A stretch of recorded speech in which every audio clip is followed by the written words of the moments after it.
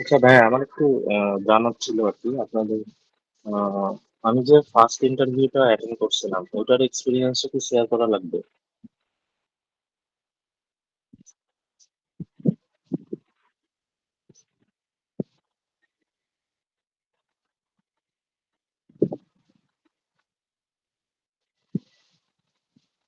আচ্ছা আচ্ছা, বুঝতে পারছি।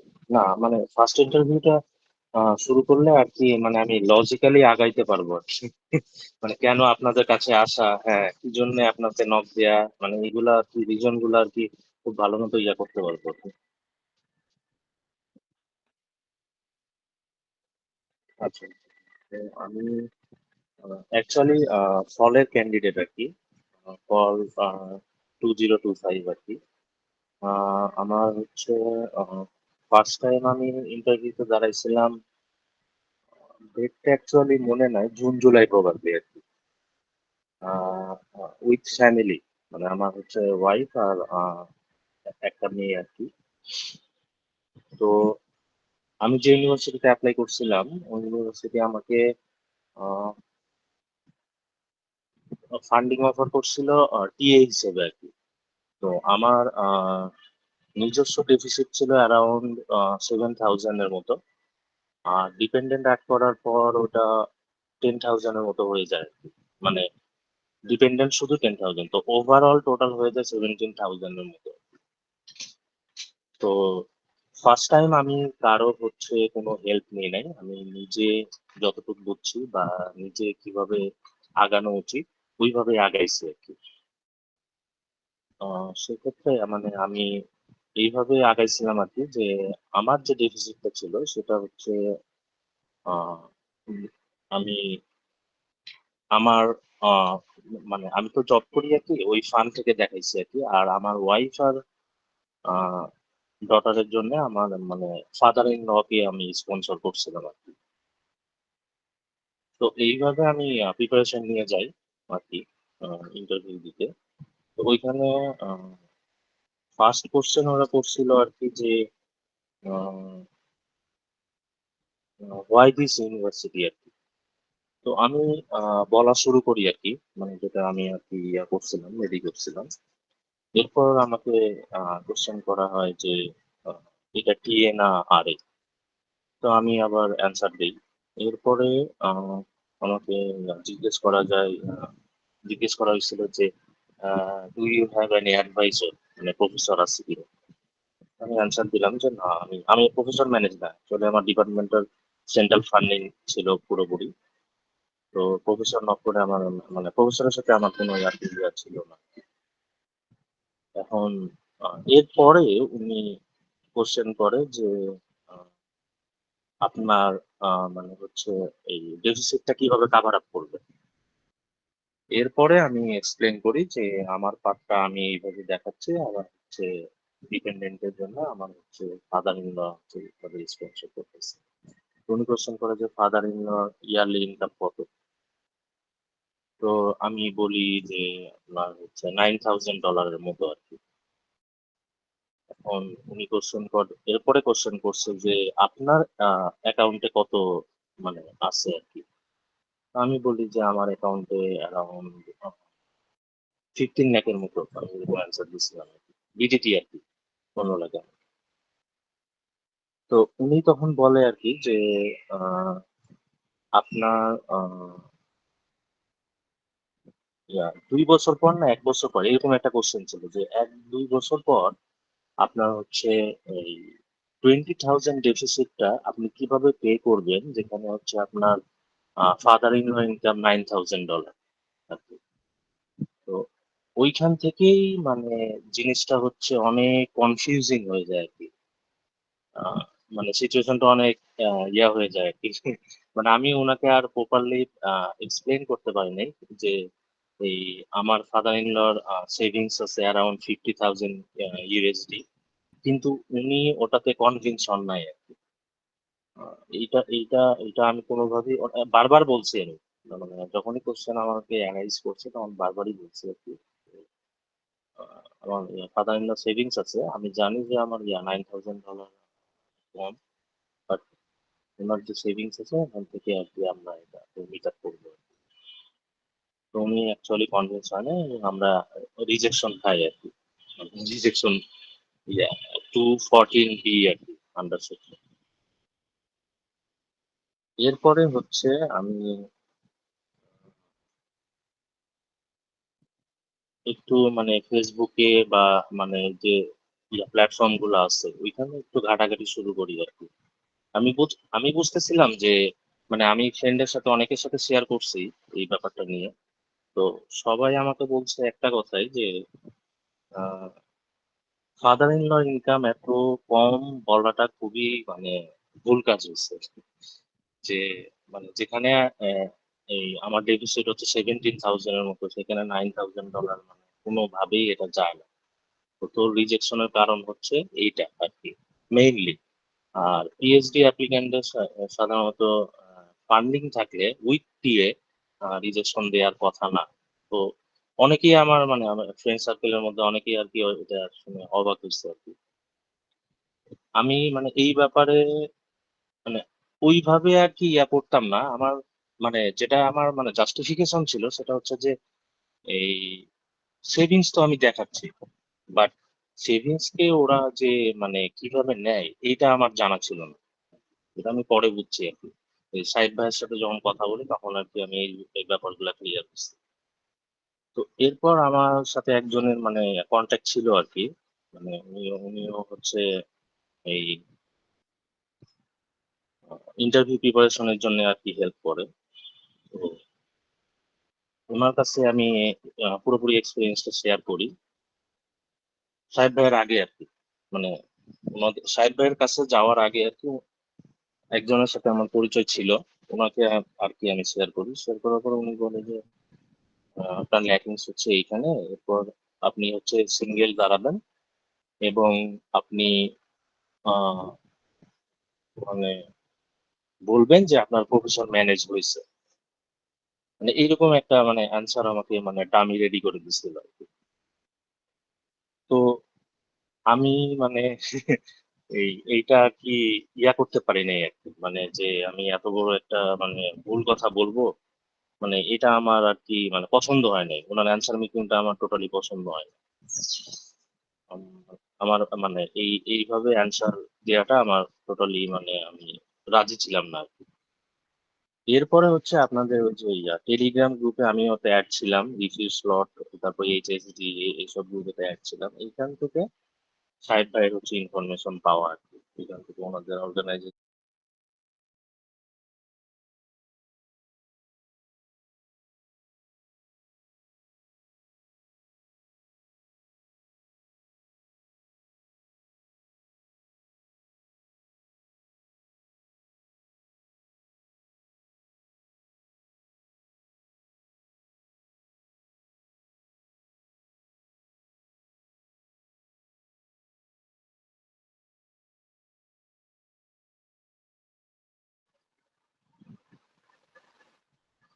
হ্যালো।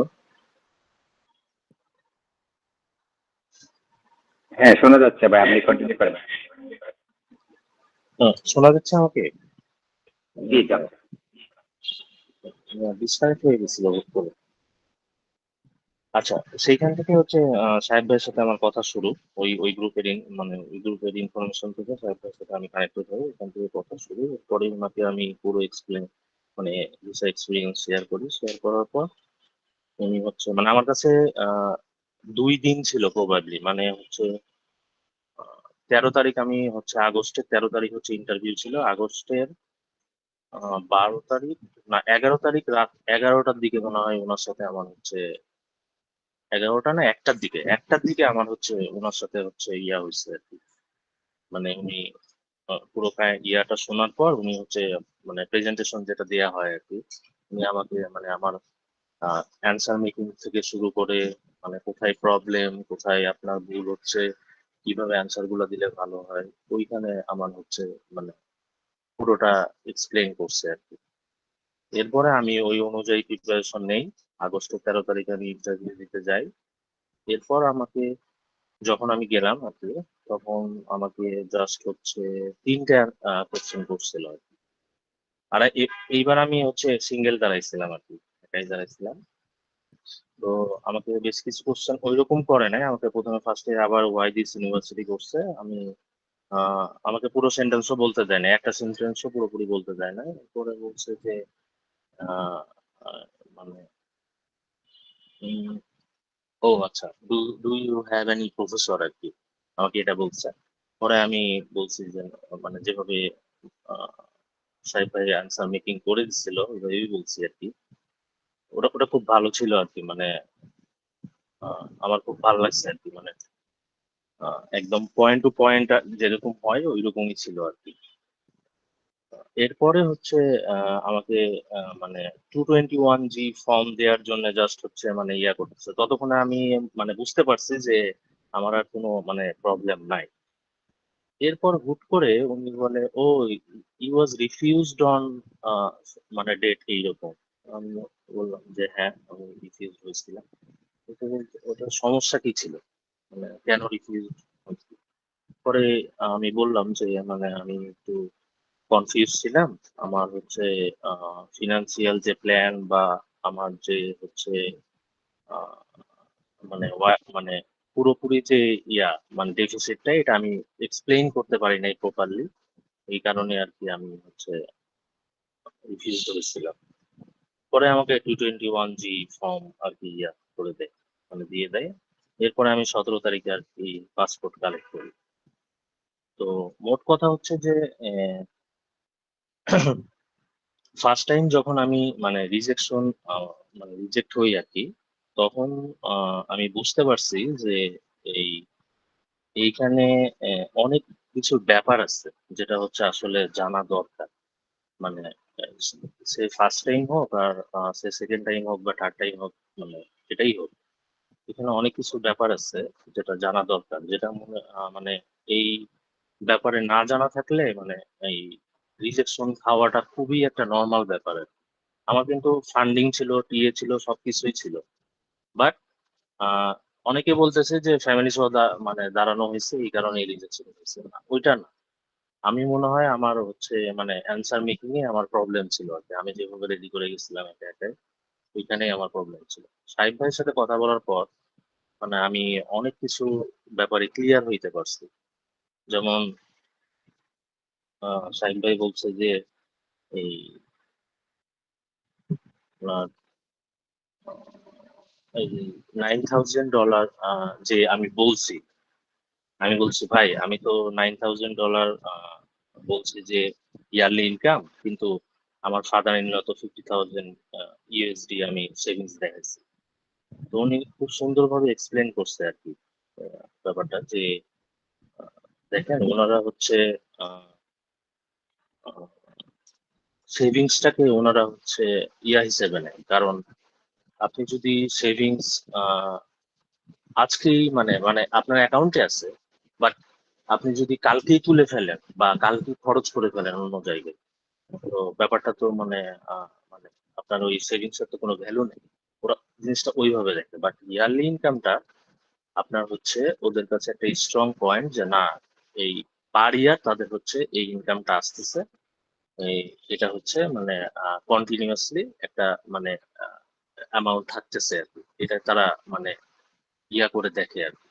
তো এই যে এই ব্যাপারগুলো আমার কাছে মানে সাহেব ভাইয়ের কাছে যখন কথা বলি আর কি, তখন এই ব্যাপারগুলো আমি অনেকটাই মানে ক্লিয়ার হয়েছি। এবং উনি যতগুলো অ্যান্সার আমাকে মেকিং করে দিচ্ছিল, কোশ্চেন তো করে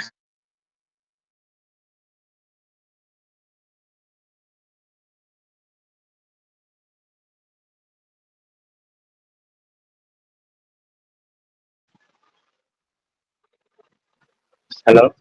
আবার ডিসকানেক্ট হয়ে গেছে। আচ্ছা আচ্ছা আচ্ছা। তো কোশ্চেন তো খুব একটা করে নাই, বাট সাহেব ভাই হচ্ছে প্রত্যেকটা মানে টপিকে মানে যেরকম কোশ্চেন ফেস মানে করতে পারি ওই প্রত্যেকটা অ্যান্সার মেকিং করে দিছিল আর কি। এবং আমার মানে খুব মনে হয়েছে যে হ্যাঁ এইবার মানে আমার আমার নিজের স্যাটিসফ্যাকশন আমি পাইছি আর কি, যে না হ্যাঁ এইখানে মানে লজিক্যাল একটা ফ্লো আছে, এবং আহ, যেভাবে আমার প্রেজেন্ট করা উচিত ওইভাবে আমি মানে এইবার ইনশাল্লাহ পারবো আর কি। তো যাই হোক ওইভাবে প্রিপারেশন নিয়ে যায়, কিন্তু কোশ্চেন আমার কি খুবই কম করছে, মানে দুই দুই তিনটা, সেটা হয়তোবা পিএইচডি মানে ফান্ডিং দেখছে, এবং ডেফিসিট অনেক কম। আর হচ্ছে আমি 7 ইয়ার্স 7 বছরের মতো জব করতেছি। তো এই কারণে মনে হয় ওদের কাছে এইটা মানে রিজনেবল মনে হয়েছে, এই কারণে মনে হয় আমাকে আর বেশি ইয়া করে নেয়, আমার কাছে যতটুকু মনে হয়েছে। এবং খুব কম সময় ছিলাম আর কি এখানে। এই তো।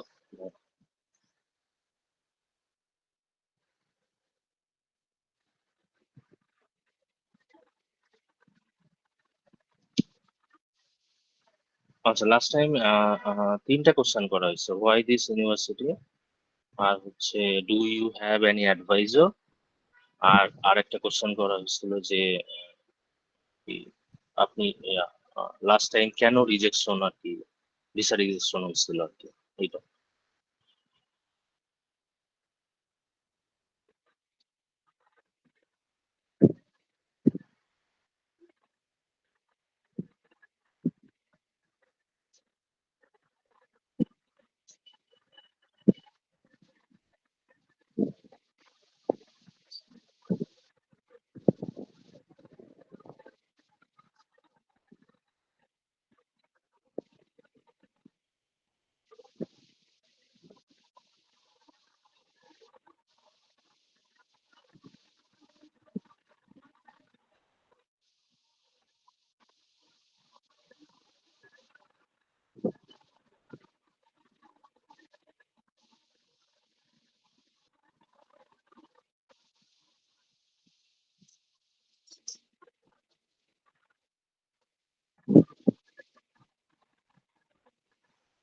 আচ্ছা, থ্যাংক ইউ ভাইয়া। আপনাদেরকে অনেক ধন্যবাদ। ইনশাল্লাহ আপনার সাথে কথা হবে ভাই। আরেকটা কথা আমি একটু কাইন্ডলি বলতে চাই আর কি, মানে যারা হচ্ছে এখানে প্রিপারেশন নিচ্ছে, আমি একটু কাইন্ডলি বলতে চাই আর কি, যে আহ, কারো যদি মানে আর্থিক ভাবে কোনো প্রবলেম না থাকে, মানে আমি একটু ডিরেক্টলি বলি আর কি, কারো যদি আর্থিক ভাবে কোনো প্রবলেম না থাকে, আমি বলবো 1-to-1 সেশনটা ভাইয়াদের নিয়ে আর কি। এইখানে আপনি মানে যে আহ, আহ, ইয়াটা পাবেন আর কি, মানে যে প্রিপারেশনের আপনি মানে ভাবতেছেন আর কি, সেটা 1-to-1 সেশনেই আর কি পসিবল আর কি। মানে আপনি এখানে ওনাদের সাথে যখন ডিরেক্টলি কথা বলবেন, তখন আপনি মানে ফ্রিলি আপনি অনেক কিছুই মানে কোশ্চেন করতে পারবেন আপনি। মানে আপনার কিছু ইয়া থাকলে শেয়ার করতে পারবেন, এবং ওনারা খুব মানে আমি জানি না ইয়া আপনার হচ্ছে যেটা হচ্ছে আপনাদের গ্রুপ। হ্যাঁ, আমার একটা জানার ইচ্ছা ছিল আর কি, যেটা হচ্ছে আপনাদের এই যে গ্রুপ সেশন আর কি, মানে যেটা হচ্ছে 1-to-1 সেশন না আর কি, সেটাতে কি অ্যান্সার মেকিং করে দেওয়া হয়?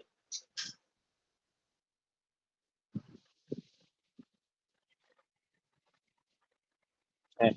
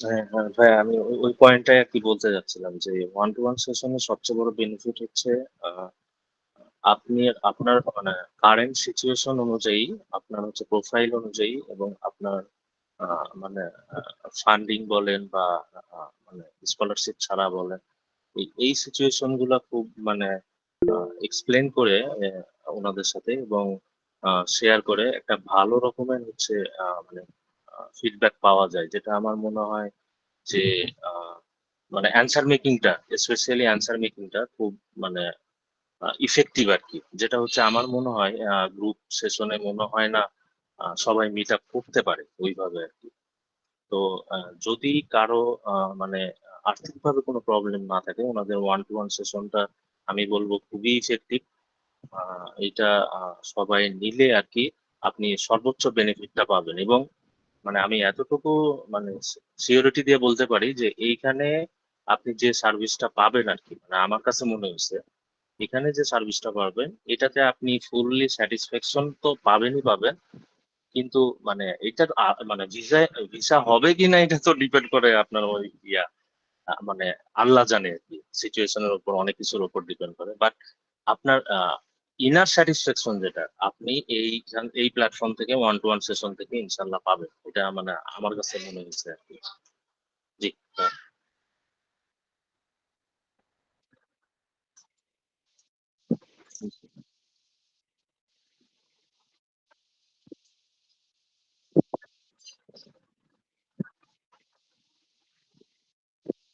জি জি, অবশ্যই। জি ইনশাল্লাহ ভাই, অবশ্যই ভাই। জি, ইনশাল্লাহ। ওয়ালাইকুম আসসালাম।